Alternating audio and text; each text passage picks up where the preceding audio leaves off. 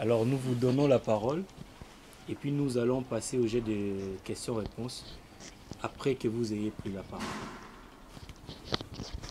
Merci. D'abord, bienvenue aux installations de Ceforben, ici à Merci. Kinkole. Je sais que les journalistes sont souvent chargés, mais ces derniers jours, je crois qu'il n'y a pas beaucoup d'activités sportives, donc vous êtes un peu plus à l'aise, vous avez un peu plus de temps. C'est comme ça que vous vous êtes déplacé pour répondre à notre invitation. Je voulais, au nom de Bellor Asbel, qui a comme activité, entre autres, le centre de formation Bellor, essayer d'évaluer ce que nous sommes en train de faire depuis 2016. Parce que c'est cette année-là que nous avons ouvert notre centre de formation avec la première promotion. Et 3 ans et demi après, Covid aidant, nous avions terminé la première session de formation et il fallait songer à mettre nos enfants, les jeunes qui sont chez nous, comme dans tous les autres centres, en post-formation. Et au niveau de Bellor Asbel, nous avions pensé à prendre une place à l'EPFKIN, le championnat d'élite de la ville de Kinshasa, et pour placer les jeunes qui sont sortis du centre et pour qu'ils affrontent la phase après la formation, c'est-à-dire la post-formation.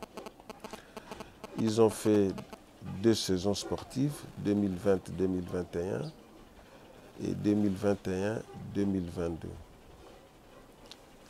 Et la saison qui va commencer, pour nous, ça sera la dernière année de la post-formation pour que s'il y a des valeurs certaines, nous puissions les placer dans les équipes qui en manifesteraient l'intérêt pour ces jeunes. Et nous avions pensé évaluer un peu cette première promotion.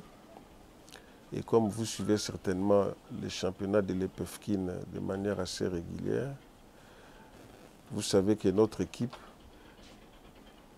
s'est confrontée avec des vieilles équipes, des vieux clubs qui étaient déjà à l'EPFKIN depuis 5, 6, 7, même d'autres, même 10 ans qui jouent à ces championnats, qui est un championnat très difficile. Mais nous avons pu nous maintenir quand même à l'issue de ces 2 saisons. Donc nous sommes toujours à l'EPFKIN et l'évaluation que nous avions faite avec les staffs et tous les membres qui composent le management de notre association, nous nous sommes dit peut-être qu'au niveau du classement, parce que beaucoup de gens voient seulement le classement, et cette équipe est quantième, sans tenir compte des autres paramètres, notamment comme j'ai dit, c'est une jeune équipe qui n'avait jamais existé. C'était les enfants qui avaient 16 ans, 16 ans et demi, 17 ans, qu'on a mis au feu à l'EPFKIN.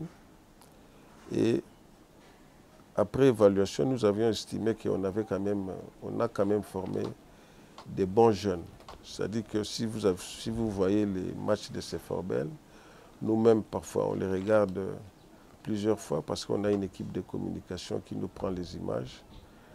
Nous voyons que le football développé, c'est un peu le football que nous voulons pour notre centre et que beaucoup dans d'autres pays sont en train de pratiquer. Mais peut-être que les résultats, si on va voir les résultats, il y a beaucoup de paramètres. Ils sont très jeunes, ils se confrontent avec les aînés qui ont 25, 26, les autres peut-être 20, 21 ans. Et puis, il y a les paramètres arbitrage, parce qu'il ne faut pas ne pas les dire. On est un club qui ne pratique pas de mauvaises choses. quand vous ne les faites pas, parfois les arbitres ne sont pas forcément de votre côté et ça influe un peu sur les résultats. Mais quand je vois les résultats de la dernière saison ici, j'ai vu les rapports de l'EPFKIN. Parmi les meilleurs buteurs du championnat, il y en a 3 qui ont 11 buts, mais nous, d'après les informations que j'ai eues, il y a Tsakala, là, un de nos joueurs, on a omis 2 buts. Donc normalement, il devait être le meilleur buteur du championnat de l'EPFKIN, de la saison qui vient de se terminer. Donc c'est un des joueurs formés dans notre centre qui est parmi les meilleurs buteurs du championnat. Donc c'est déjà une très bonne chose. Ça nous conforte dans ce que nous avions quand même comme histoire, parce que quand vous voyez plusieurs avant-centres qui sont sortis de ces Forbel, il y avait les Malange, il y avait les Mbokani, il y avait les Makusu. Bien avant, il y a un Piana qui est, je ne sais pas dans quelle équipe aujourd'hui. Mazembe. DSMP. Hein. On a eu à avoir des joueurs qui sont des buteurs et la tradition continue. Et nous avons d'autres jeunes qui ont fait un très bon championnat. Mais si les gens jugent par les résultats, c'est un peu fausser les choses. Mais s'ils jugent par le football qu'on est en train de développer, la discipline sur le terrain de jeu, les fair play. D'ailleurs, j'ai vu qu'on a eu les brevets de l'équipe fair play de la saison.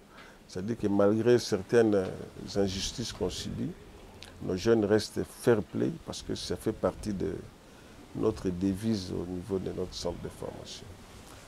Donc, on espère que la dernière année de la post-formation, ils vont se confirmer pour que ceux qui auront la chance à la prochaine saison sportive ne soient plus chez nous. Nous, on ne voulons plus. Nous, on n'est pas un club qui doit garder les joueurs après la post-formation. Ceux qui ont la chance, ils peuvent aller ailleurs pour aider les autres clubs qui sont vraiment dans des compétitions, qui cherchent les résultats.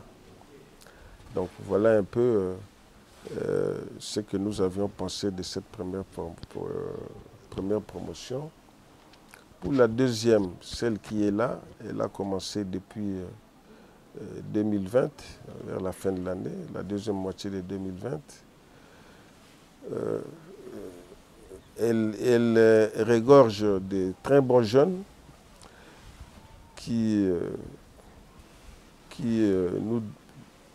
présagent un meilleur avenir, parce qu'on voit dans les entraînements qui sont en train qui sont organisés par leur staff. Ils participent aussi au championnat des U15 depuis la fin du mois de juin, je crois. Et les résultats, pour moi, sont satisfaisants. Et le football qu'ils développent, c'est pas mal du tout.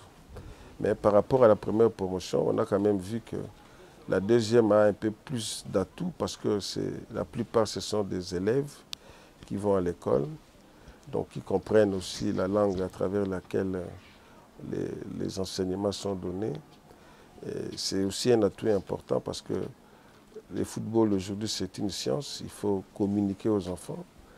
Et les coachs qui sont là, ils communiquent souvent en français. Et dans la première promotion, il y avait d'autres qui n'allaient pas à l'école, mais qui avaient les talents. Mais je dis encore, les talents seuls ne suffit pas. Il faut un peu plus de jugeote dans la tête. Et ça, on obtient quand on est à l'école. Donc, et maintenant, nous sommes en train d'étoffer les jeunes de cette deuxième promotion, parce que la plupart vont basculer à U17, donc ils auront 15 ans et demi, 16 ans, certains d'ici là. Et nous avions organisé une détection pour prendre les enfants de 13 ans et demi, 14 ans, parce qu'il faut au centre avoir aussi un effectif assez significatif pour les enfants des U15. Et les U17 vont aussi, à partir de demain, participer au championnat national des U17, dont nous sommes retenus parmi les équipes qui doivent se confronter. Ça commence demain. Bon, j'espère que ça va bien se passer pour que dans l'évaluation future que nous allons faire, nous puissions dégager des points positifs et les points négatifs, s'il y en a, éventuellement les corriger. Et nous avions eu la chance, par rapport à notre centre, d'être retenu quand même parmi les 3 centres pilotes que la FIFA essaie de suivre à travers la FECOFA. Il y a eu un audit sur visioconférence avec une maison sous-traitante qui est en Belgique, qui suit les centres de formation à travers le monde. Et pour le Congo, il y avait 3 centres, dont les nôtres. Et apparemment, il y a quand même des faiblesses, mais s'il faut faire la balance, c'est quand même assez positif. Et en dehors de la FIFA, nous avions eu un autre audit d'un Français qui reste en Tunisie, qui était ici il y a au mois de... avant janvier ou février. C'est avant que je ne voyage en Europe. Hein, ouais, c'était en février. Qui était ici au début de l'année, qui a fait un audit sur notre centre. Et il nous a envoyé les rapports d'audit. Ça nous permet de corriger certaines choses. Et on y a pensé, on va corriger, mais dans l'ensemble, nous pensons que ce qu'on est en train de transmettre aux enfants et ce qu'on est en train d'entretenir comme terrain de jeu, comme siège, comme infrastructure pour les logements des enfants, la restauration, les installations sanitaires, les salles de réunion, les salles d'études sont quand même approuvées par ces auditeurs. Mais il y a des conseils qu'ils nous ont donnés et nous allons nous atteler pour que, à très court terme, nous puissions éventuellement les rencontrer. Et par rapport à ces audits aussi, ça nous a permis d'approcher la direction technique nationale à qui on a demandé de nous accompagner dans un... C'est que nous avions une vision d'avoir un projet sportif de notre centre sur 3 ans. Mais moi, je ne suis qu'un promoteur, je ne suis pas un technicien de football. On a approché la direction technique qui nous a aidés à élaborer un projet sportif sur 3 ans, de 2022 jusqu'en 2025. Et on a aussi notre projet éducatif, parce qu'il y a cet aspect-là aussi. Il y a les enfants qui vont à l'école, il faut savoir comment, avec leurs encadreurs, suivre leur cursus scolaire, voir s'ils étudient bien, si les codes sont bons, et organiser aussi cet aspect-là pour qu'on ne se contente pas de prendre ce que les enfants nous amènent comme information, mais de temps en temps aller dans leur famille, de temps en temps aller au niveau de leurs établissements scolaires pour vérifier s'ils travaillent bien à l'école. Et par rapport à ça aussi, en sus, donc, comme nous avons monté un programme, un projet éducatif, nous avons notre projet pour un programme sportif sur 3 ans. Nous avons fait un chronogramme de nos activités sur l'année pendant ces 3 ans. Et nous savons qu'est-ce qui doit être fait tout de suite, qu'est-ce qui doit être fait à moyen terme, qu'est-ce qui doit être fait à long terme. Mais il faut aussi des moyens, parce qu'on n'a pas forcément de moyens à ce stade pour faire face à ça. Bon, on espère qu'un jour, les gens de bonne volonté, des sponsors, vont aider la jeunesse, parce que ce n'est pas nous qu'on aide directement, c'est la jeunesse de notre pays. Et parce qu'il y a des moments même où nous ouvrons nos installations sportives pour les enfants qui sont dans les espaces environnants. On appelle ça journées ouvertes de CFORBEL. Ils viennent le dimanche. On met à leur disposition des ballons, des encadreurs, des matériels, de l'eau, pour qu'ils apprennent, les enfants de 8 à 12 ans, pour qu'ils apprennent à jouer au football.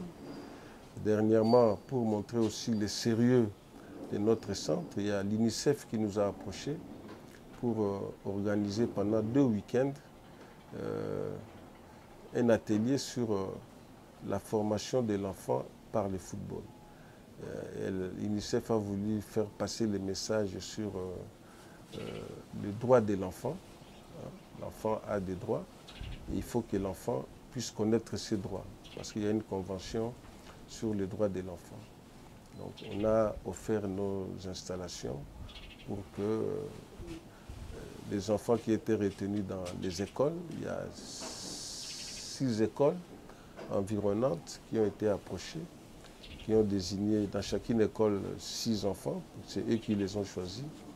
Ça faisait 42 enfants.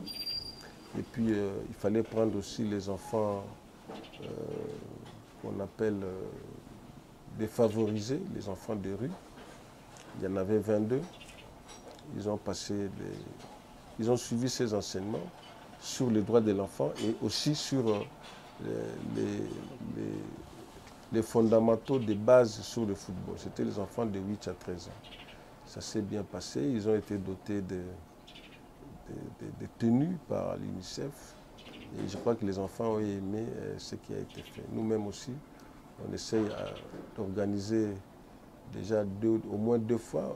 On a fait des grassroots avec les enfants des écoles ici. Parce que comme on n'a pas encore ouvert une école de football, parce que l'école de football suppose que les parents doivent payer pour leurs enfants. Les parents n'ont pas de moyens. Alors on organise ça quand même pour intéresser les enfants à découvrir les fondamentaux du football, surtout qu'on a quand même les installations et les matériels pour ça.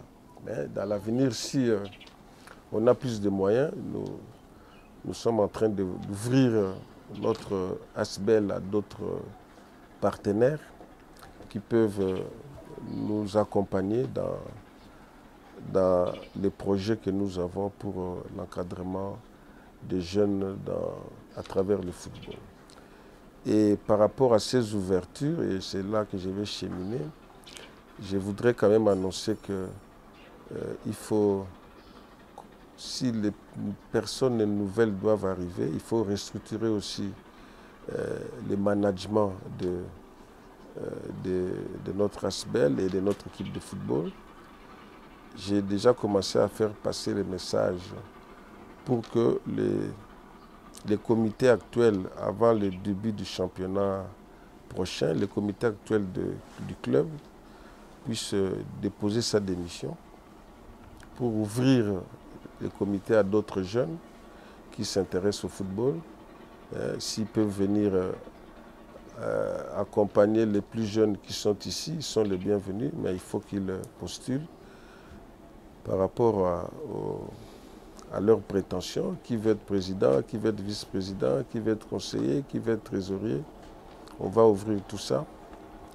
Et au niveau aussi de la structure Bellor ASBEL, il y a une nouvelle organisation qu'on va mettre en place avec de nouveaux partenaires qui, depuis 2 ans, s'intéressent un peu à notre structure.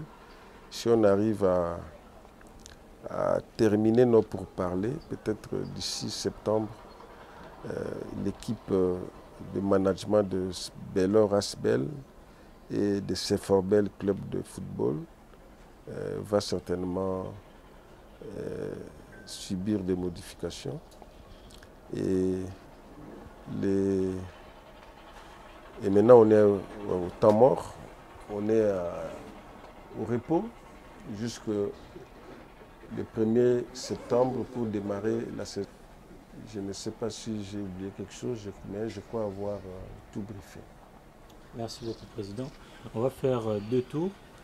Au premier tour, nous allons poser des questions sur le centre, concernant le centre. Et au deuxième tour, concernant l'équipe première qui constitue la première promotion de Seforbel. Moi, je veux poser ma première question, Président. Vous avez 2 promotions, mais nous avons remarqué que vous avez changé de stratégie de détection. Quelles ont été vos motivations pour changer, en tout cas, la formule de détection? Parce qu'avant, ça se passait ici, aux installations de Seforbel. Mais on a constaté pour cette année 2022, ça s'est fait un peu partout à Kinshasa. Bien.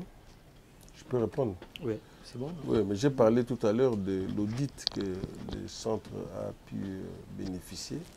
Dans les rapports d'audit, on nous a dit d'aller vers les enfants. Bon, Kinshasa, c'est une ville avec 24 communes éparpillées. Tous les enfants n'ont pas la possibilité de venir là où se trouvent nos structures. C'est comme ça que nous avions, cette fois-ci, pour la détection, pensé aller vers eux. Et on a retenu, je crois, Njili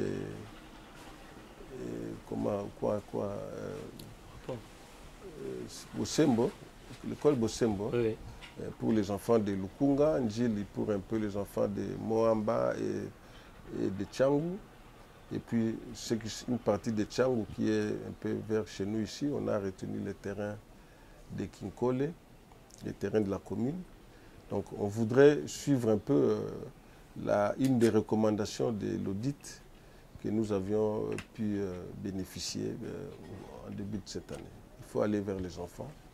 Peut-être que ça, en les approchant, on va découvrir d'autres jeunes qui forcément n'ont pas la même information pour venir ou ne connaissent pas où se trouve notre centre. et la deuxième question est celle de savoir, il y a 2 ans, nous avons fait un point de presse ici.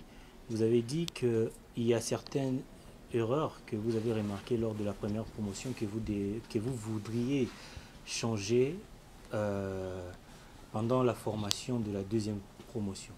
Est-ce que vous avez réussi à changer ou vous êtes toujours en phase de trouver ces failles pour changer? Bon, je dis, il n'y a que les imbéciles qui n'évoluent pas. Les faiblesses qu'on a constatées, on en a tenu compte, notamment parce que vous avez vu qu'il y a depuis quelques semaines, il y a beaucoup de visites de personnes extérieures dans notre centre. Et notamment, ils nous disent aujourd'hui, pour prendre un jeune talent, même s'il a le talent, il doit avoir aussi la taille.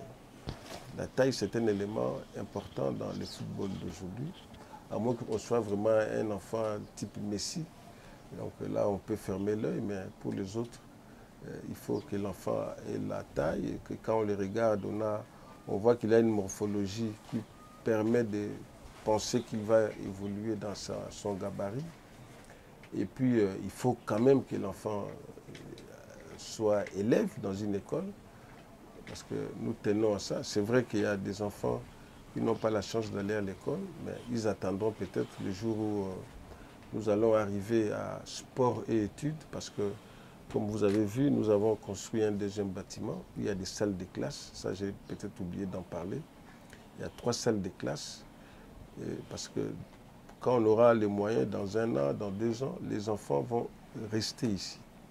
Les jeunes qui vont être recrutés vont rester ici, ils vont étudier ici. Et les salles de classe, on les a déjà construites. Il y en a 3. Alors à ce moment-là, peut-être ceux qui n'ont pas, dont les parents n'ont pas eu la chance d'amener les enfants à l'école, on va organiser une scolarité ici avec, peut-être on va approcher les ministères de l'Éducation nationale, l'enseignement primaire et secondaire, pour un programme adapté aux enfants qui n'ont pas la chance de suivre un cursus normal, un cursus scolaire normal. Donc tout ça, c'est des faiblesses qu'on a connues à la première promotion et qu'on a essayé. Je crois que toi, tu es régulièrement avec nous. Tu constates qu'on y veille par rapport aux jeunes qui sont là aujourd'hui. C'est Enoch Matoun de Radio Okapi. Vous avez dit que le centre bénéficie d'une surveillance de la FIFA à travers la FECOFA. Nous voulons savoir cette surveillance est de combien de période de temps et qu'est-ce qu'ils vous ont dit à la fin si le résultat est positif. Qu'est-ce qu'ils vous ont promis de faire? Bon, effectivement, comme vous dites, la FIFA a fait un audit de notre centre en visioconférence. Ils nous ont demandé, enfin pas seulement nous et les 2 autres centres qui sont concernés, d'envoyer des images vidéo de toutes nos installations sportives ou administratives, de logements et tout. Et puis, ils ont eu des séances avec la direction technique du centre, avec les promoteurs du centre, avec des entraîneurs, des encadreurs qui sont avec nous ici. Et parce qu'au départ, il y en avait 12 centres que la FIFA, ici, que la FIFA avait suivis. Donc, si on est resté 3 centres pilotes, c'est-à-dire que, quelque part, on a un avis favorable. Et la preuve aussi, les tournois des I-17 nationales qui se jouent, d'office, on a pris 2 de 3 centres pilotes pour qu'ils participent à ces tournois. Donc, je suppose que l'avis est favorable. Bon, qu'est-ce qu'ils nous promettent? Je ne sais pas vous le dire, parce que c'est eux qui sont venus vers nous pour auditer. Mais je sais que quand nous approchons la fédération, la direction technique, on parle du programme de développement du football. Qui comprend ce programme? La DTN certainement le sait. Est-ce qu'ils vont financer, ils vont envoyer des matériels? Je ne sais pas, mais j'ai appris, comme vous, à travers la presse, qu'il y a 9000 ballons qui seraient venus avec d'autres matériels. Bon, on ne sait pas. C'est dédié à qui? Il paraît que c'est pour le football de jeunes et le football féminin. Bon, sans fausse modestie, on est quand même une des structures de football de jeunes. Bon, on attend. Si on nous dote de ces matériels, d'une partie de ces matériels, je crois qu'on ne pourra que dire merci pour nous permettre aussi d'avoir en réserve des ballons, des cônes, des chasubles, tout ça. Parce que jusque-là, nous achetons nous-mêmes. Et pourtant, les enfants qui sont ici ne payent rien. Ils connaissent, ils sont en train d'avoir une formation gratuite pendant 3 ans. Vous êtes venus, vous avez vu qu'ils sont là. Donc quand ils sont là, il faut s'occuper d'eux, il faut les vêtir, il faut les faire nourrir et tout. Il y a certains pour lesquels on participe au Minerval. Quand il est malade, quand il a un coup, on intervient. Donc ça serait quand même un ouf pour nous, même si ce n'est pas forcément une intervention financière. Okay. Merci, Président. C'est Roby Ebengo pour le compte d'Univers Group Télévision. Alors, j'avais une petite question. Si vous voulez faire le parallélisme entre la première promotion de Nsakalala, si je m'abuse, et cette nouvelle promotion, laquelle diriez-vous que on a gagné le pari? Bon, tous ce sont mes enfants. Hein? Vous savez, je ne sais pas si vous êtes déjà père de famille, on ne peut pas dire, quand on vous pose une question sur vos enfants, dire j'aime les premiers, je n'aime pas les deuxièmes, je supporte un peu les troisièmes. Tous, en tant que promoteur, je crois que je ne peux pas dire que c'est la première ou la meilleure. Vous êtes des personnes neutres. Je ne sais pas si vous participez, vous venez voir les championnats des U15 qui se jouent à Koura. Donc vous avez vu nos U15 jouer. Vous avez vu aussi les jeunes de la première promotion en train de jouer. Demain, vous allez voir certains de nos I-17 jouer de la deuxième promotion. C'est-à-dire les I-15 et les I-17, ce sont les enfants de la deuxième promotion. Donc les seniors, c'est ceux qui étaient là à la première promotion. Je voudrais peut-être que vous-même, après avoir vu ces championnats et ces tournois, nous dire, Président Lolo, voilà, j'ai vu les enfants de l'équipe première, j'ai vu les enfants de la deuxième promotion. Je pense que bon, si ça vient de vous, je vais le prendre, mais moi-même, je ne sais pas dire lequel de ces deux enfants je préfère. Mais le staff est appelé à faire son travail. Il y a certains qui s'améliorent, mais au centre, quand on ne s'améliore pas, quand on n'améliore pas les performances, on quitte. Hein. J'ai dit aux enfants, ce n'est pas un Sénat, ce n'est pas une assemblée où on a une chaise pendant toute une mandature. Non. Si vous maintenez votre performance, vous restez jusqu'à la fin de la promotion. Si vous n'êtes pas très bon, à un moment donné, puisqu'on fait régulièrement des détections, on vous remplace par d'autres jeunes qui peuvent être meilleurs que vous. Bonjour encore une fois de plus, Président. Bonjour. Maxime, vous avez parlé de vos joueurs, un de vos joueurs qui aurait pu être meilleur buteur. Et il y a eu meilleur buteur. Il y a eu omission de but, vous avez dit. En tout cas, 2 buts n'ont pas été signalés. Ma question est celle de savoir pourquoi est-ce que vous n'avez pas poursuivi ces dossiers, même si c'est un centre de formation, mais quand même, vous aurez quand même pu poursuivre ces dossiers, même au bureau.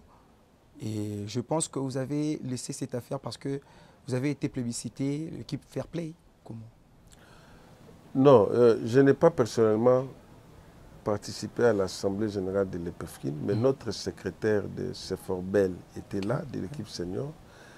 Les rapports que j'ai reçus, il a fait l'observation pour dire qu'il y a des buts de joueurs de Tsakala là, qui n'ont pas été pris en compte. Bon, comme je l'ai dit aussi maintenant, nous, ce n'est pas tellement les résultats qui nous intéressent, c'est est-ce que les enfants, à travers l'équipe première, les enfants qui sont en post-formation, rendent mieux ce qu'ils ont appris pendant la formation. C'est après la 3e année de la post-formation, quand ils vont aller dans d'autres équipes, que bon, là, c'est plus les résultats qui comptent. Nous, on veut jouer à la division d'élite pour nous permettre de nous confronter avec d'autres plus vieux que nos jeunes et voir comment ils répondent par rapport à ces compétitions. Voilà, Président, grâce à Diakoubama. Ma question, je vais essayer quand même de remonter la pente. Il y a de cela 2 ans passés, vous avez parlé de la pérennisation plutôt du centre de formation Bélor. Et aujourd'hui, est-ce qu'on peut les dire que M. Lolo Mosango Ebissa a trouvé la solution pour que cette institution du football ne soit pas éternelle, mais puisse durer pour longtemps? Il y a 2 ans. 2 ans passés lors de votre dernière sortie médiatique. Quand vous êtes venu ici il y a 2 ans, vous avez trouvé qu'il y avait combien de bâtiments ici? C'est ça ma question. Non, je pose aussi la question. C'est à vous de répondre. Je réponds à la question par une... Je donne ma réponse par une question. Vous avez vu qu'on avait un seul bâtiment. Et aujourd'hui, quand vous venez, vous voyez, j'ai soulevé l'aspect sport et études. Pour faire sport et études, nous devions avoir des infrastructures. Et vous avez vu qu'on a construit les infrastructures. C'est lui qui est en face. Il n'était pas là il y a 2 ans. Hein? On a terminé l'année passée, je crois. Donc il y a 2 ans, on n'avait pas ces bâtiments. Donc, parce que nous voulons pérenniser la structure, on pense qu'il faut avoir une structure sport et études, où les enfants sont au centre, ils étudient au centre. Mais il faut maintenant, pour vraiment pérenniser, avoir les moyens. Les moyens que nous avons sont des moyens un peu très limités, mais on espère que, puisque nous formons les enfants, un jour on peut avoir des sponsors ou des... Personne de bonne volonté. Mécène. Les grands mécènes, là, comment on l'appelle? Abbé Dachour. Non, pas Ahmed, un Congolais là. Non. Il est dans le comité de Allez-y les léopards. Comment on l'appelle?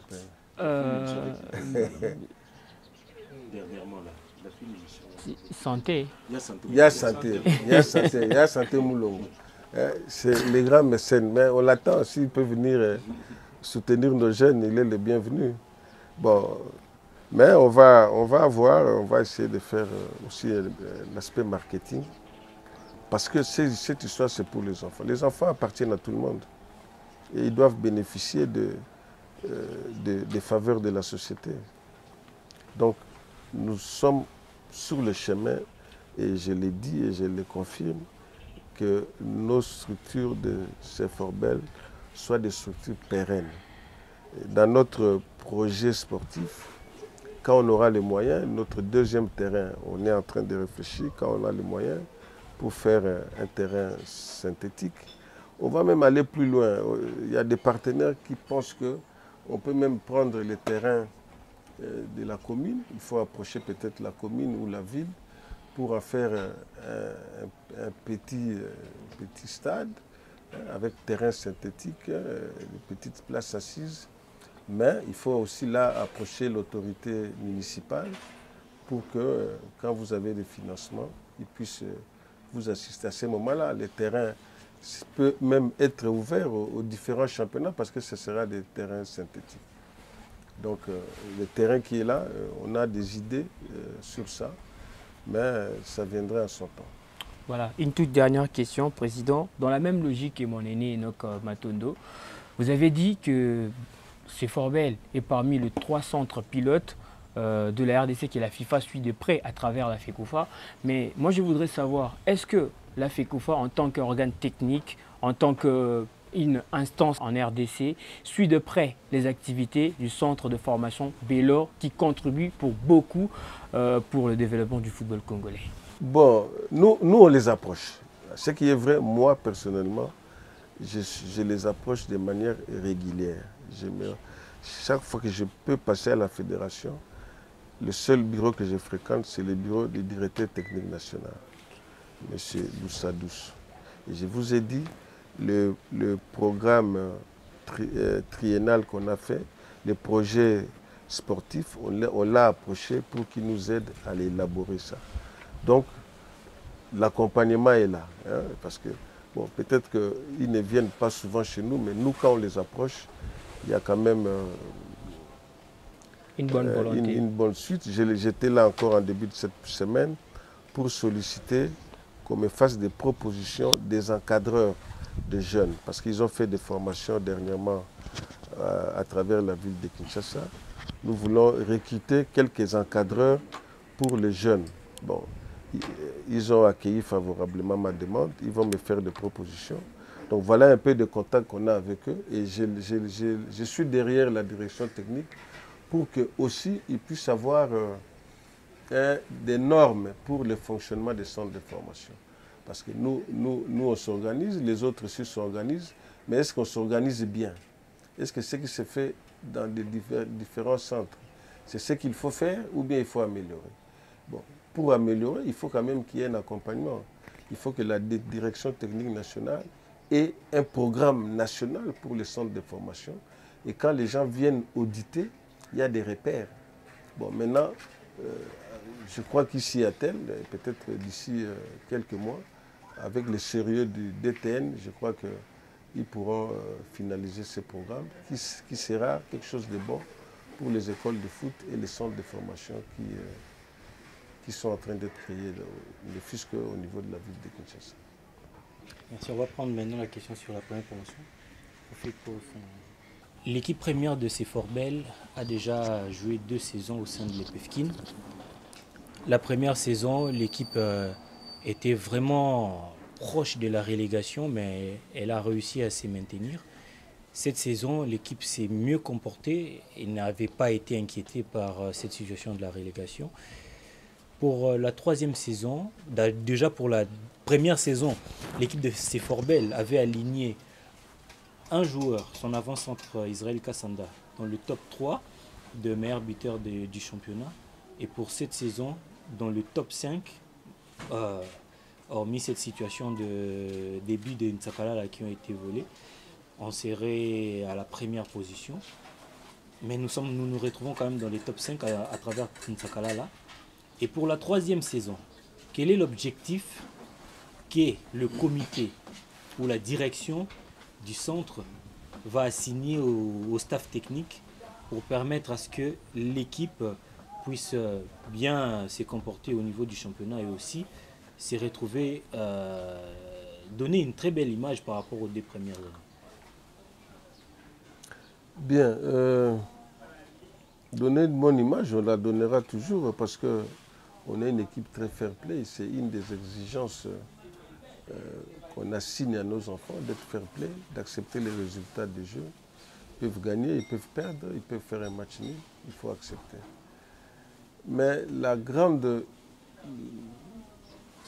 grandes exigences que nous nous sommes imposées à partir de la saison prochaine, c'est, et j'espère que le staff va accompagner cette vision, c'est de nous limiter seulement aux jeunes que nous formons au centre. Parce qu'il y a la première année, on a pris quelques jeunes pour nous accompagner de l'extérieur. la deuxième année aussi. Mais vous-même, vous nous suivez régulièrement, vous voyez qu'il y a un jeune qui est dans un centre, il joue au football d'une manière différente d'un jeune qui n'est pas au centre de formation. Et nous-mêmes, nous le remarquons souvent. Et la grande innovation qu'on va faire cette année, c'est que, comme quelqu'un m'a demandé de comparer un peu les deux promotions, je n'ai pas voulu y répondre, mais vous allez voir que l'équipe de Seforbel de cette année, nos jeunes qui vont avoir 15 ans et demi, 16 ans, ils vont jouer au championnat de l'EPFT. Cette innovation répond un peu à la question pour dire s'ils sont bons ou s'ils ne sont pas bons. Donc nous allons intégrer nos jeunes de 16 ans dans l'équipe première. Ils sont dans la formation, mais ils vont jouer aussi les matchs de l'EPFT. Donc c'est déjà une innovation qu'on va introduire dans cette équipe. Et comme tous, ils auront pratiquement le même profil de formation pour enchaîner avec la question de tout à l'heure. Je suis certain que la troisième année sera nettement meilleure que les deux premiers. Vous avez dit la première année, on a frôlé la relégation. C'est normal, je l'ai dit dans mon introduction. Cette équipe, ses enfants n'avaient participé à aucun championnat, ni en troisième division, ni en deuxième, ni en première division, des différentes ententes de la ville de Kinshasa. Les jeunes ont commencé directement à l'EPFKIN. Directement. Le championnat de l'EPFKIN, vous le suivez, c'est un championnat très compliqué, très difficile. Donc, en dehors des aléas qu'on a connus, vous le savez, mais je crois qu'ils se sont maintenus.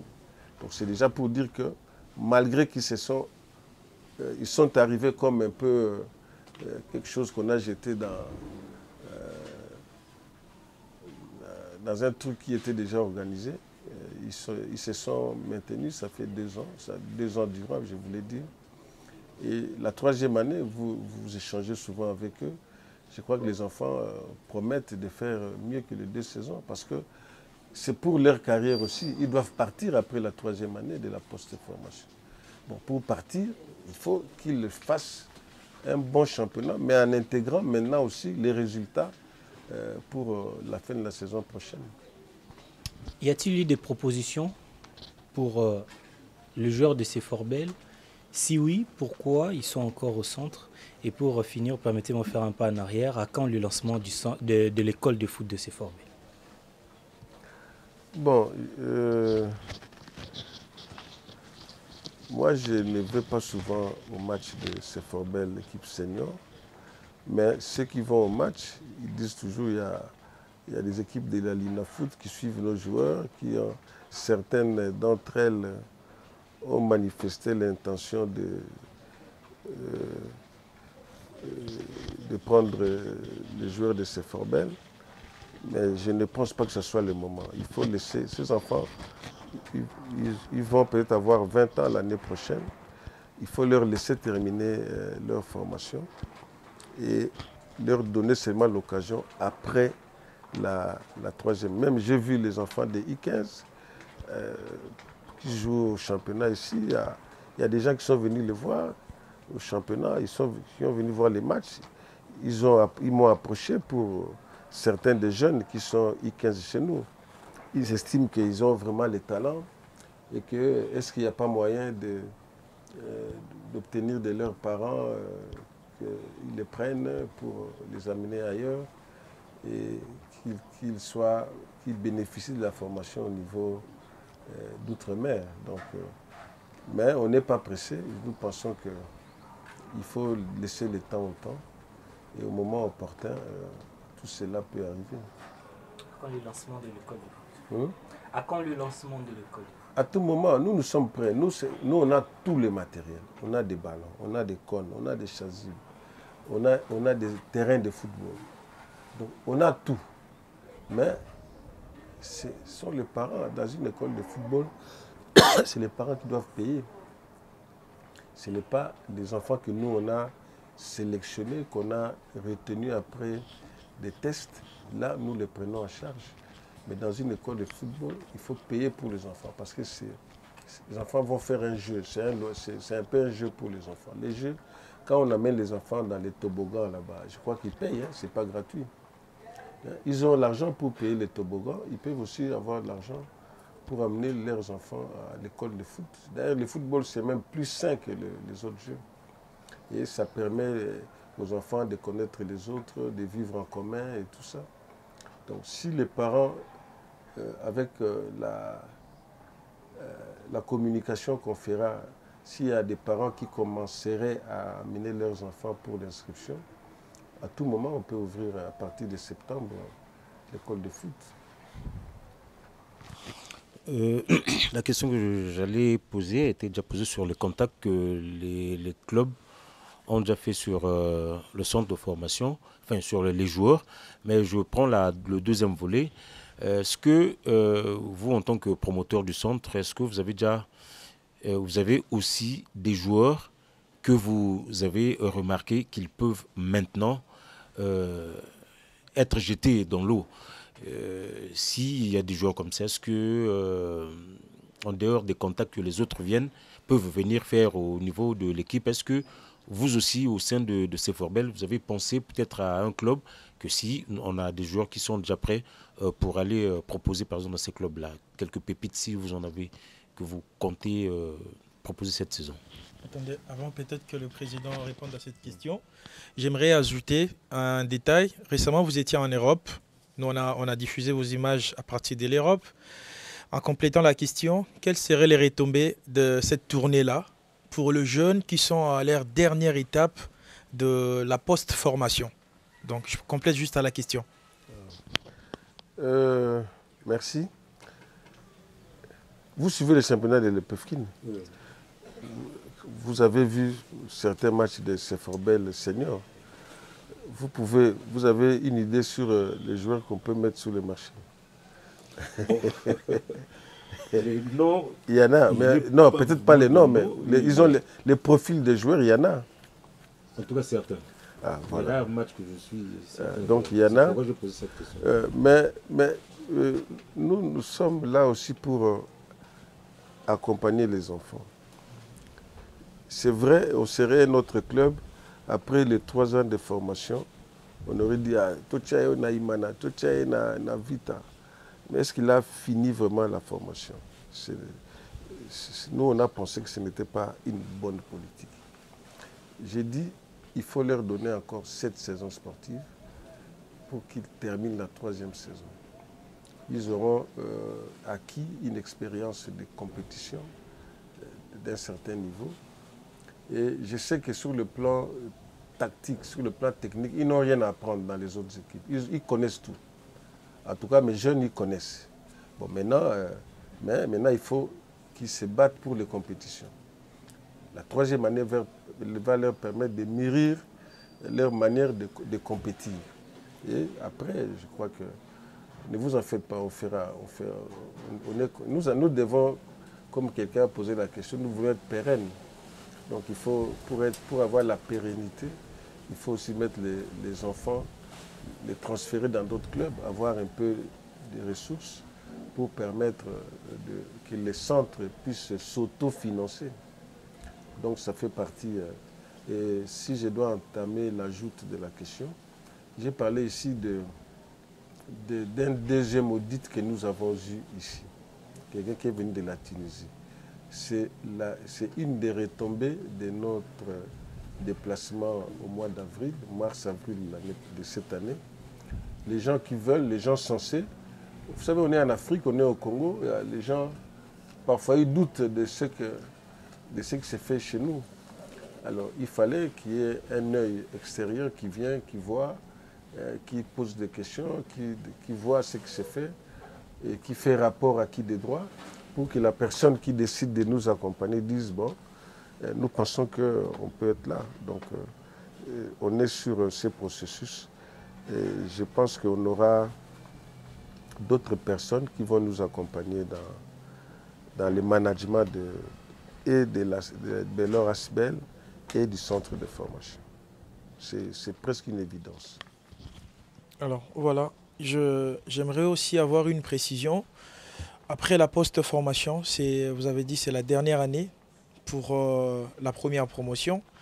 Alors, comment comptez-vous procéder pour enfin libérer ces jeunes? Parce que vous avez dit ici qu'ils vont partir, parce qu'ils sont presque dans les vingtaines. Comment ils vont partir? Comment pensez-vous procéder d'ailleurs à leur évacuation? Partir ne veut pas dire seulement aller à l'étranger. Hein. Partir aussi, on peut aller c'est mon ami ici à Kouya. C'est aussi un club qui joue là. C'est un club qui joue la Ligue 1. Qui peut aller à RCK. C'est un club qui joue à la Ligue 1. Donc, partir, c'est changer le niveau du championnat. Il faut d'abord mettre ça en tête. Quitter le championnat provincial, qui est le PEFKIN, aller dans un autre championnat d'un niveau supérieur. Ça peut être ici au pays, ça peut être pour certains aussi. Il y a aussi le facteur chance qui intervient. Ceux qui auront la chance d'aller dans un autre championnat que la Ligue Foot, Dieu merci. Mais partir, c'est ça. Quitter le PEFKIN, aller dans un championnat au-dessus de l'EPEFKIN. Voilà, Président, on reste toujours dans la dernière saison de joueurs qui sont en post-formation. Maintenant, comment vous allez vous y prendre après le départ de ce jeune joueur? Qui deviendra Seforbel au niveau de l'EPEFKIN? Vous allez vous retirer du championnat ou ce sont leurs prédécesseurs qui vont leur remplacer automatiquement? Non, mais j'ai dit déjà, quand je suis intervenu tout à l'heure, j'ai dit déjà cette saison, on va faire jouer les jeunes. Parce qu'au football, vous commencer à 15 ans, vous jouez au championnat senior. Hein. Ouais. Si vous avez les talents, c'est votre talent. L'Imputu Trésor, ils ont joué à Kin City, ils avaient quel âge? Ils étaient des petits-enfants. Hein.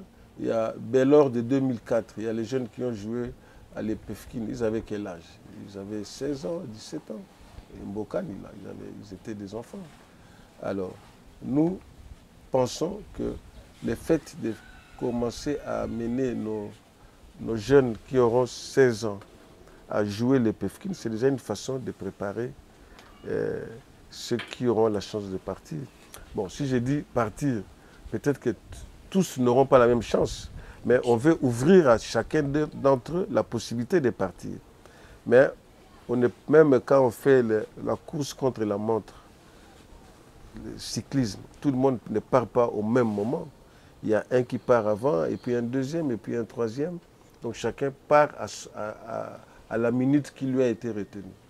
Donc le principe est que tout le monde ait la chance de partir, mais on est dans la vie de chaque jour.